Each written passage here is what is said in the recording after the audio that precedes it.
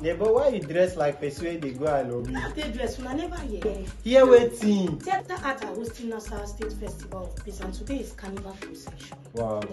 Wow. So girls good even. Yes, girls good day, different costume, different band, different dance, even cultural varieties. Outside dance like costume. Papa, guy, you don't collect the gas. We don't date to do shopping, they go. And they come, of course. Please join me to the Carnival Procession. The journey started from Theatre Arts Complex, taking the audience through the heart of Nasarawa State University. Each band wore colorful, vibrant costume, which was not just costume, but identity, meaning heart of the university.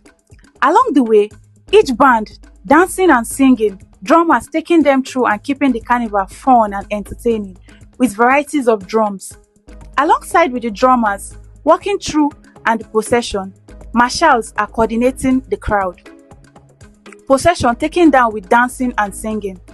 At the Convocation Square, there were different speeches from different dignitaries which were present, who emphasizes on the importance of peace and unity and its essence in our life.